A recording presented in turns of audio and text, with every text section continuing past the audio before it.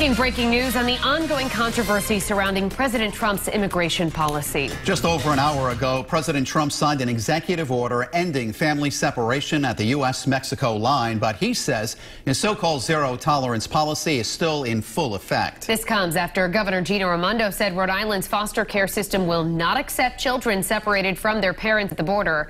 Eyewitness News reporter Kim Kalunian joins us now live from the Breaking News Center with the very latest on the ongoing controversy. Kim? Well, Shannon and Mike, just hours after the governor made her announcement, the president had signed that executive order, but it still remains to be seen what will happen to more than 2,000 children who have already been separated from their parents. I have a lot of happy people. President Donald Trump signs an executive order stopping family separation at the U.S.-Mexico border. So we're keeping families together, and this will solve that problem. The only acceptable place for these children is with their parents.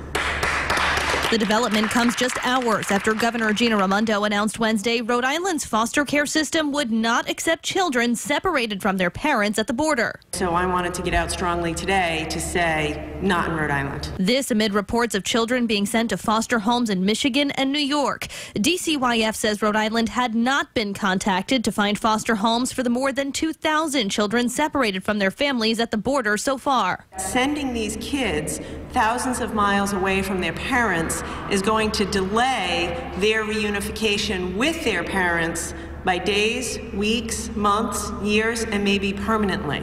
The announcement from Raimondo came as President Trump said he intended to sign that executive order ending the practice. We want to keep families together. It's very important. I'll be signing something in a little while that's going to do that. By late afternoon, he put pen to paper.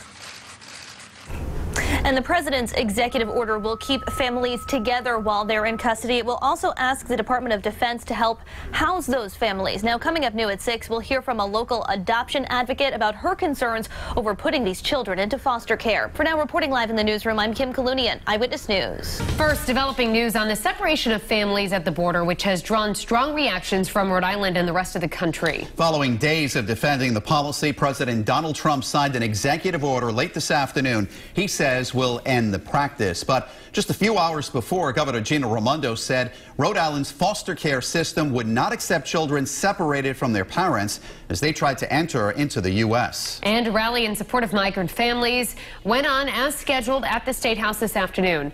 Eyewitness News reporter Eric Halpern standing by live with more on that demonstration. But first, Eyewitness News reporter Kim Kalunian begins our team coverage with details on the governor's response. Kim?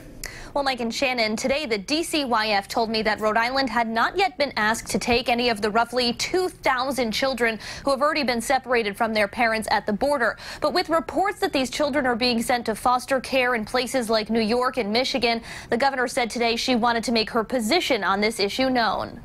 You're going to have a lot of happy people. President Trump putting an end to family separations at the U.S.-Mexico border, signing an executive order Wednesday afternoon. Anybody with a heart would feel very strongly about it. We don't like to see families separated. At the same time, we don't want people coming into our country illegally. This takes care of the problem. The development came just hours after Governor Gina Raimondo announced Rhode Island's foster care system would not accept any of the roughly 2,000 children separated from their parents at the U.S.-Mexico border. And so I wanted to get out strongly today to say, not in Rhode Island. As someone who works diligently every day to find families for kids in foster care, those are kids that actually need foster care and need adoptive families. These kids already have families, so we really wanted to stand up and say this is wrong. Darlene Allen of Adoption Rhode Island says she fears children placed into foster care would never see their families again. The ability for state systems to be able to find those families and communicate and make sure that they're safe so that it meets our standards, there's just the likelihood of those kids being permanently separated is extremely high. And just moments after signing his executive order today, the president said both his daughter Ivanka and First Lady Melania felt very strongly about this issue. Now, that executive order would see families detained together now. It also asks the Department of Defense to find them housing and asks the Attorney General to expedite their cases. Live in the control room, I'm Kim Kalunian, Eyewitness News.